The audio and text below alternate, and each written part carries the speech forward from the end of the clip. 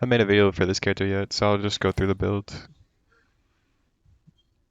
Yeah, so we're using this set, the Villa Trias, like lightning setup, and we're using spell lightning, scaling spell lightning with our intelligence, and we don't really care about meteor too much, but I was gonna scale meteor with lightning damage with this belt as well.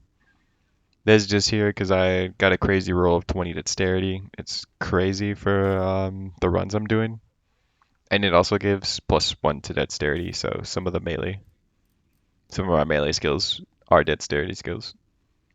And then Fireball, I was running Fireball in the early game, and it does convert it to lightning, so we weren't getting like fire dots anymore from the burning, so that kind of lowered the DPS a little, but the +2 to Fireball was pretty nice, and you get some lightning damage, and I changed to lightning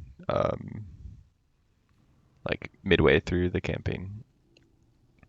So yeah, other than that, gear's not too crazy. This I wasn't able to equip until 40, so.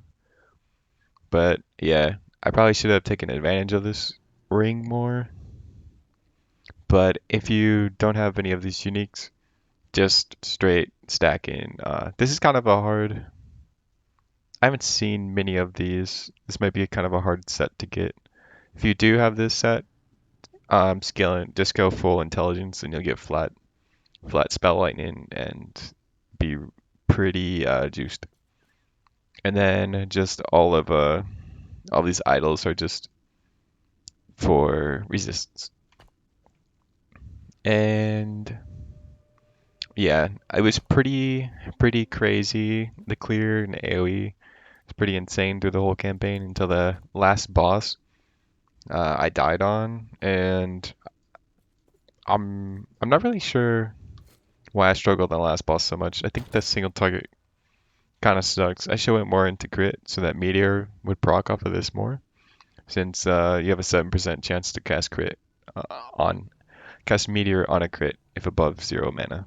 So yeah, I should have focused on this for bosses, but every other boss it seemed to do pretty well. Even the big octopus guy in the water area was not too bad. And yeah, so for skills, I started with Mana Strike. It's all right. I definitely would rush for the teleporting strikes, so you can actually turn your melee into a ranged. One thing I noticed right away is this class is sort of melee, but more of like a spell. Like you just kind of just close ranged melee, not really an actual melee like the warriors archetype. So yeah, this if your mana is doing well and you get a big chunk, then I would start going into the mana storm and getting these procs because it does do a decent amount of damage. Mine's hitting for 1,250. And this character could have easily gotten way more damage if I stacked intelligence better. And yeah, so getting this ranged is really good. Area, the skill doesn't really have too much area, so I didn't feel like this area node was really too great. Since our main area was Flame Reave, and we are using this ring, which makes Flame Reave expand in a circle around us. So then it's going outward instead. And this is the Mana Strike. So it'd just be Mana Strike, Mana Strike. And this builds up stacks on our Flame Reave. And when you get full stacks, 12, then our AoE, the width is going by 65, the range is 130. And I'm pretty sure width and range will both contribute to this AoE circle. So going pack to pack, teleport, Reave, or sorry, Mana Strike, and then Reave, and it blasts the whole screen. And also our teleport is casting these elemental novas. Flame ward, you get like 400 ward off of like level like 5, which is insane for tankiness. So ward was keeping us alive.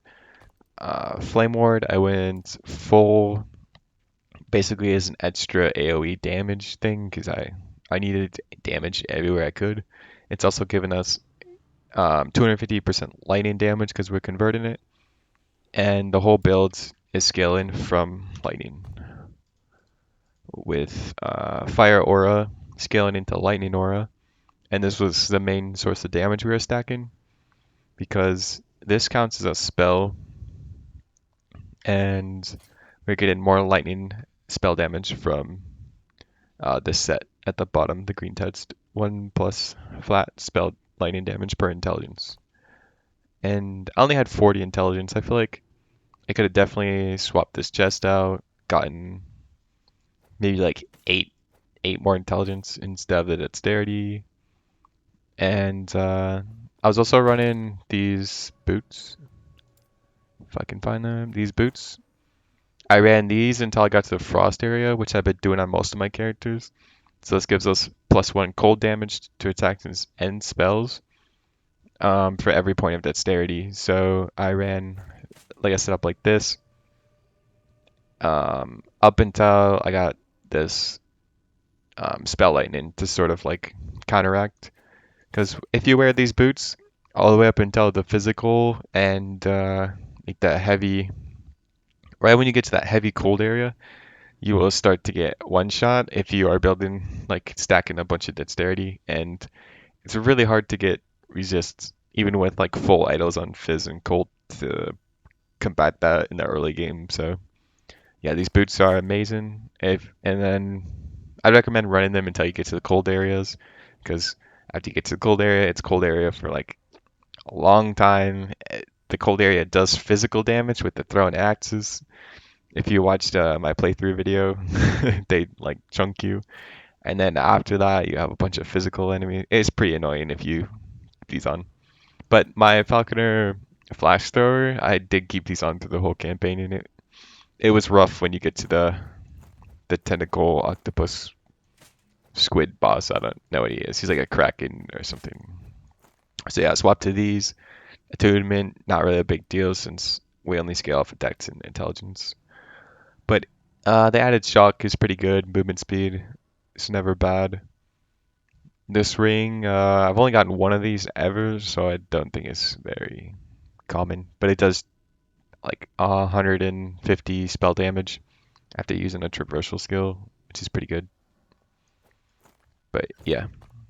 Oh, another thing I was using was, so this book gives 33 necrotic damage to melee attacks and spells, and all you have to do is when you have this on, press a potion, and your skills added 30 flat damage to them. You can wear this at level 1. So if you pop a potion when you get to a rare mob, you pretty much like hit them a few times, they're gonna be dead.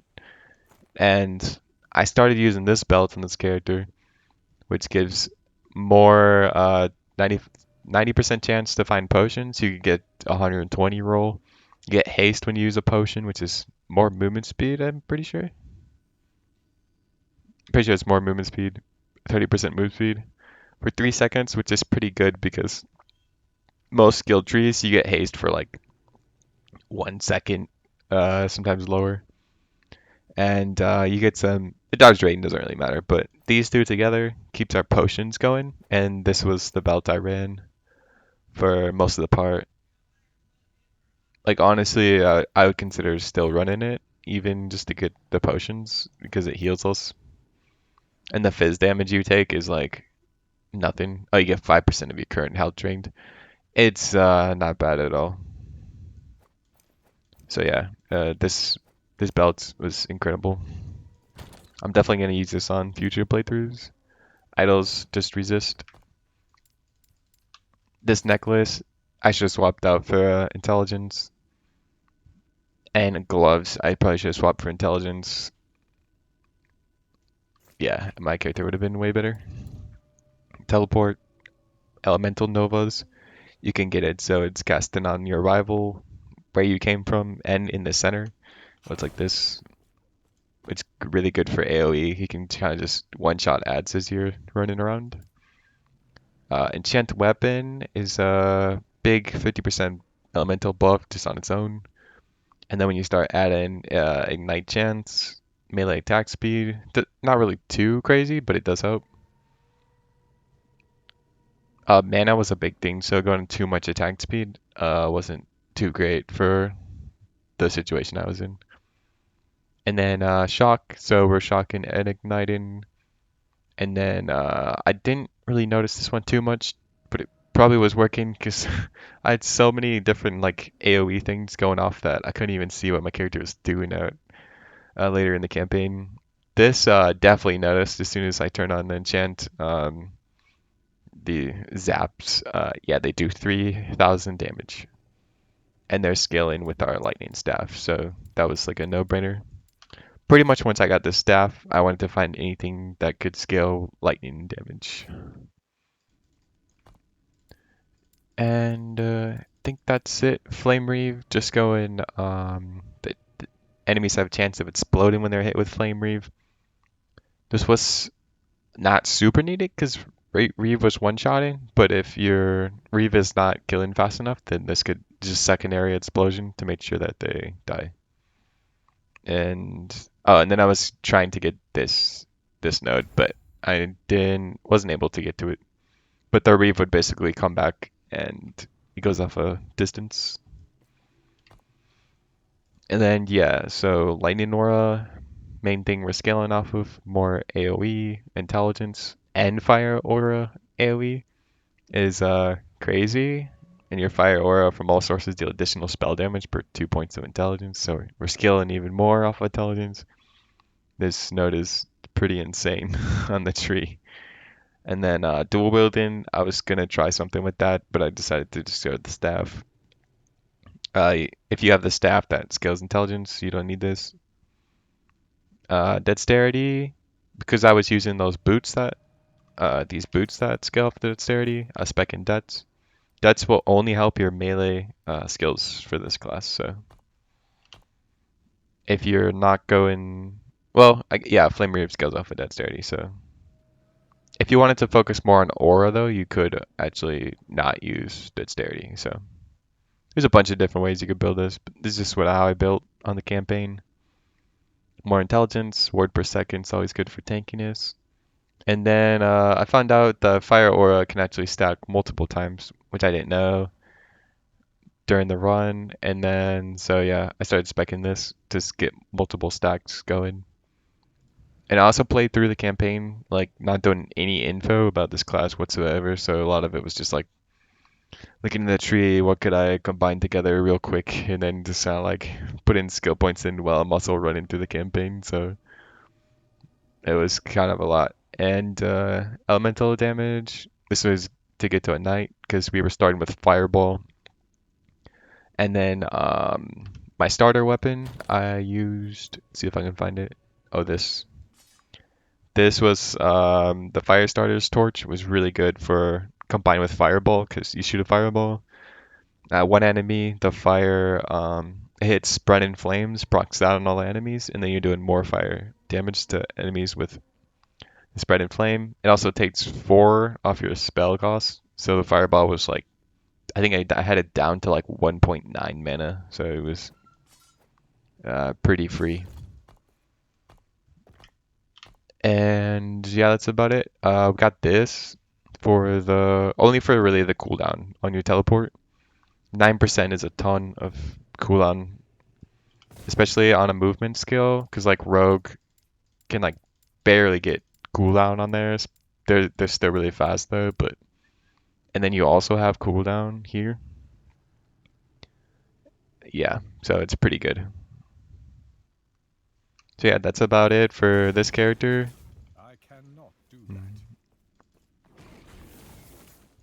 I'm kind of realizing when I was playing, I actually couldn't see with the fire aura. I wonder if it was glitching. And when I swapped to when I converted it to lightning, I still had like fire auras underneath. So kind of wonder if it was like bugged out. But yeah, anyways, that's it for this character.